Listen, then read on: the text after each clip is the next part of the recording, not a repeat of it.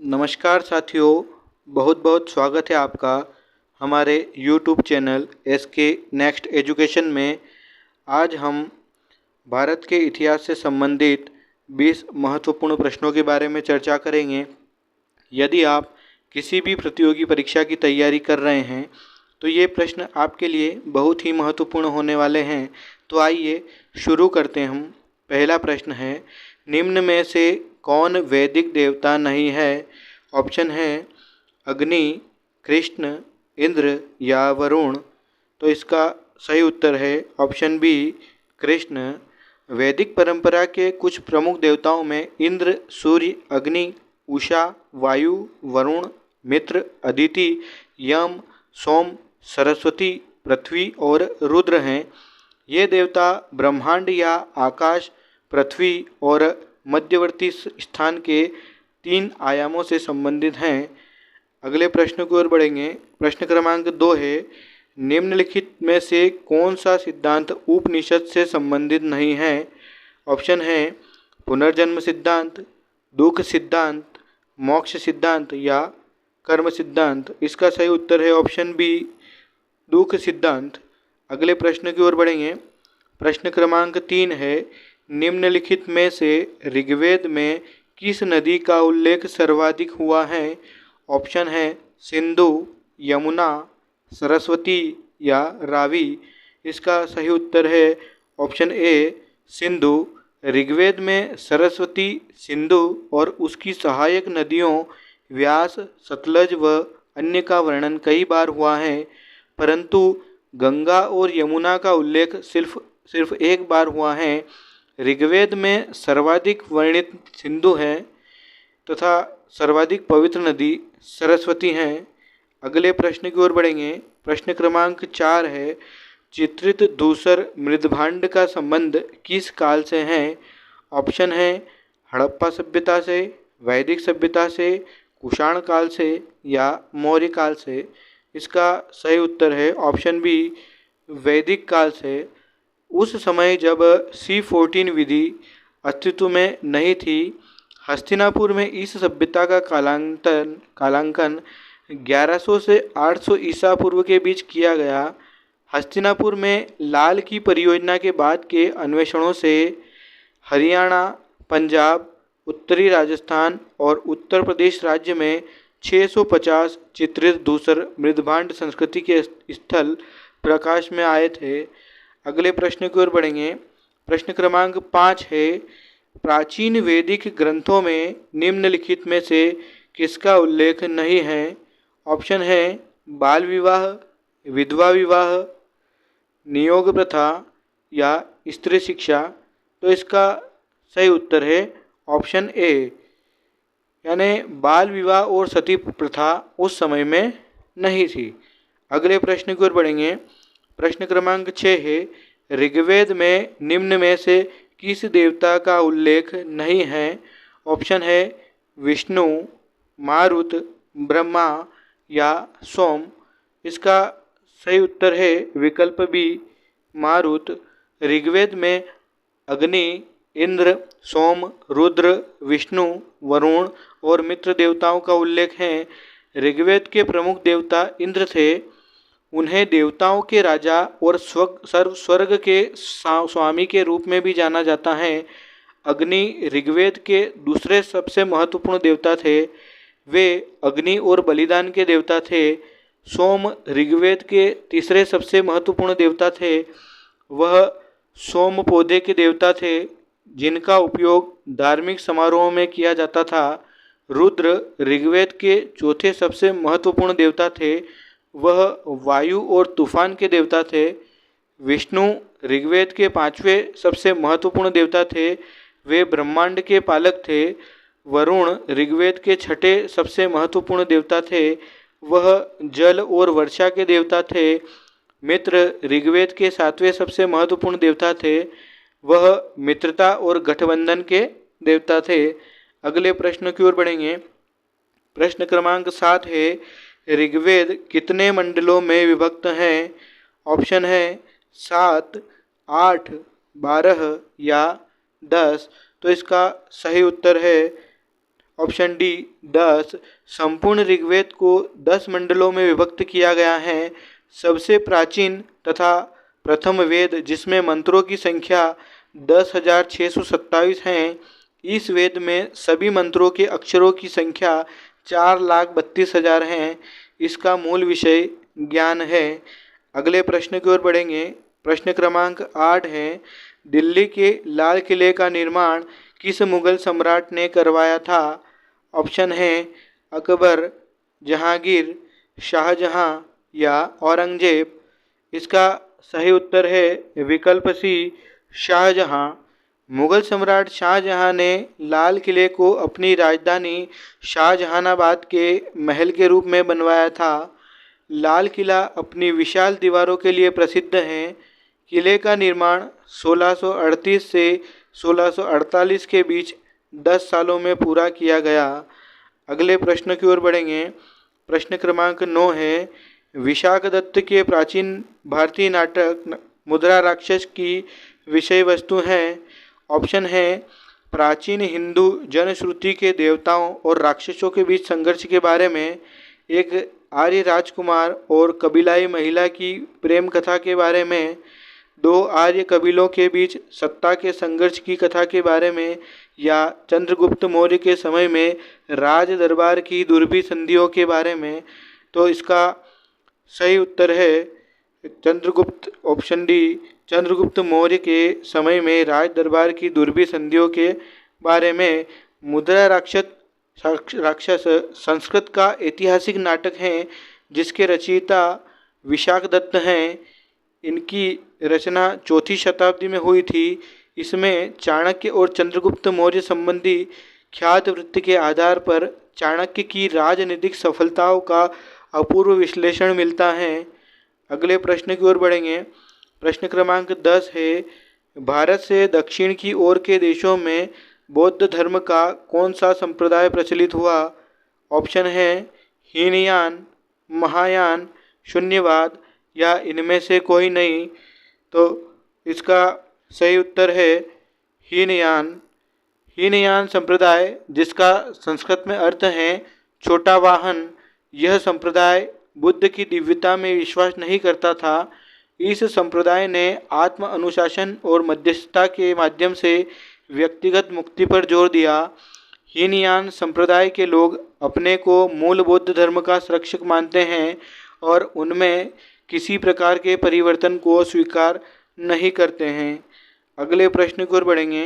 प्रश्न क्रमांक 11 है, अशोक ने कहाँ चोल, पांड्य, केरलपुत्र और सती पुत्रों का अपने पड़ोसी शक्तियों के रूप में उल्लेख किया है? ऑप्शन है शिलालेख द्वितीय, शिलालेख 12वां, शिलालेख 7वां या लघु शिलालेख। इसका सही उत्तर है ऑप्शन ए, शिलालेख द्वितीय। अशोक अपने द्वितीय वृहद शिलालेख में सीमांत राज्यों में चोल, पांड्य, केरलपुत्र और सतीपुत्र का उल्लेख करता है। ये सभी तमिल राज्य थे तथा उसके साम्राज्य से बाहर थे। दक्षिण की ओर कर्नाटक राज्य के ब्रह्मगिरी, मास्की, जटिंग, रामेश्वरम, सिद्धपुर से अशोक के लघु शिलालेख मिले हैं। अगले प्रश्न की ओर बढ़ेंगे। प्रश्न क्रमांक 12 है, वह आधुनिक इतिहासकार कौन थे जिन्होंने 1857 के विद्रोह को स्वतंत्रता की प्रथम लड़ाई कहा था? ऑप्शन है R.C. Majumdar, S.N. Sen, V.D. Savarkar या अशोक मेहता। इसका सही उत्तर है option C, V.D. Savarkar. V.D. Savarkar ने अपनी पुस्तक the Indian war of independence 1857 में 1857 के विद्रोह को एक नियोजित स्वतंत्रता संग्राम कहा है। उन्होंने इसे स्वतंत्रता का पहला युद्ध कहा। वीर सावरकर का जन्म 28 मई 1883 को नासिक के भागलपुर गांव में हुआ था और 26 फरवरी 1966 को बॉम्बे में उनका निधन हो गया। उनका पूरा नाम विनायक दामोदर सावरकर हैं। अगले प्रश्न की ओर बढ़ेंगे।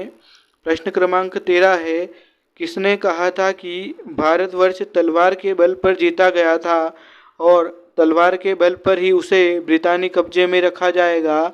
तो इसका सही उत्तर है पहला ऑप्शन है Lord Dufferin, Lord Elgin, Lord Lansdowne या लॉर्ड कर्जन।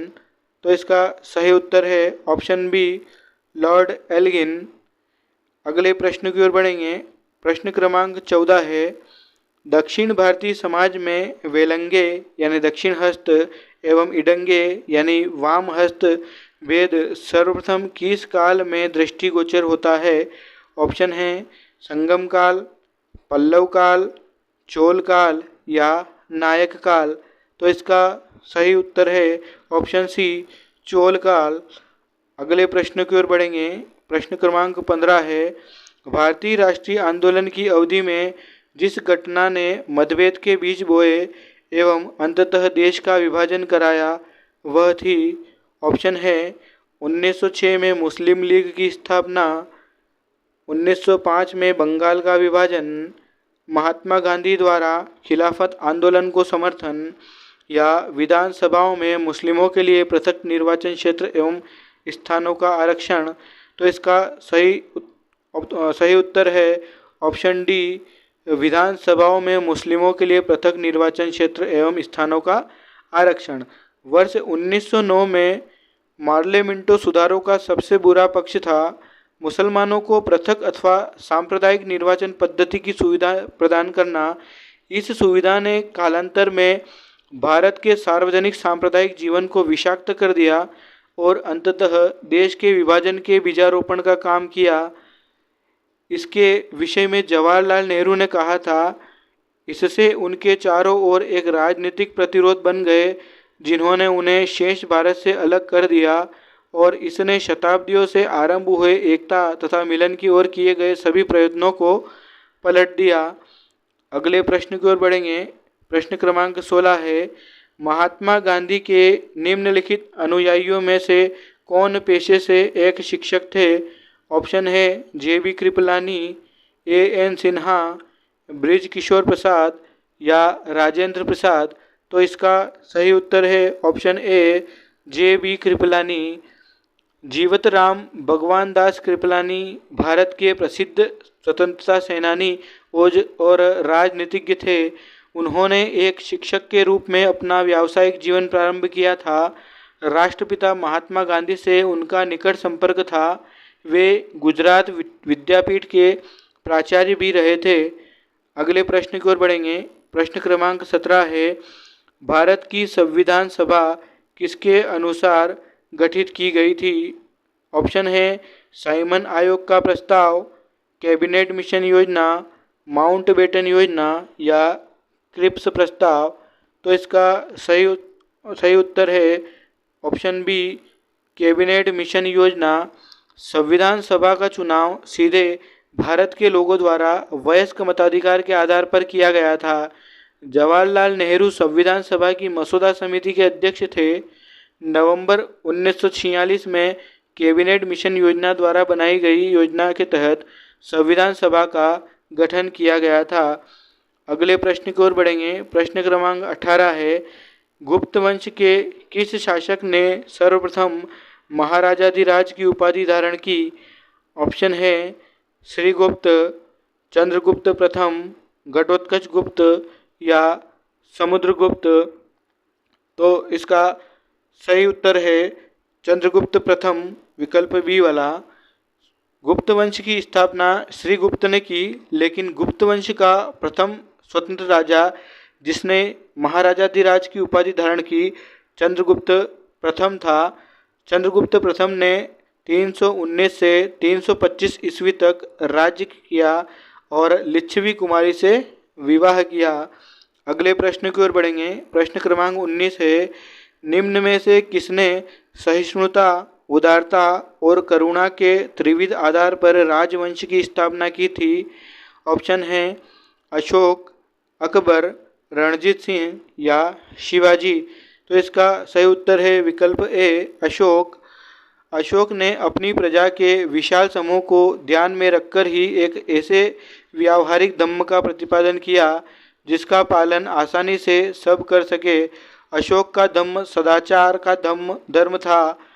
वे एक ऐसे नैतिक नियम थे जिनका संप्रदाय विशेष से कोई संबंध नहीं था और जो मानवता के कल्याण के लिए घोषित किया गया था। सहिष्णुता, उदारता एवं करुणा उसके त्रिविध आयाम थे। अगले प्रश्न की ओर बढ़ेंगे। प्रश्न क्रमांक 20 है, भारत से उत्तर की ओर के देशों में बौद्ध धर्म के जिस संप्रदाय का प्रचलन हुआ उसका नाम है, ऑप्शन है हीनयान, महायान, शून्यवाद या इनमें से कोई नहीं। तो इसका सही उत्तर है विकल्प बी, महायान। महायान वर्तमान काल में बौद्ध धर्म की दो प्रमुख शाखाओं में से एक हैं। दूसरी शाखा का नाम हीनयान है। महायान बुद्ध धर्म से आरंभ होकर उत्तर की ओर बहुत से अन्य एशियाई देशों में फैल गया, जैसे कि चीन, Japan, Korea, Taiwan, Tibet, Bhutan, Mongolia और सिंगापुर। आपको वीडियो पसंद आया हो तो आप इसे लाइक कीजिए, शेयर कीजिए और हमारे चैनल को सब्सक्राइब कीजिए ताकि आने वाले वीडियो की नोटिफिकेशन आपको प्राप्त हो सके। तो कल मिलते हैं नए 20 प्रश्नों के साथ। Thank you.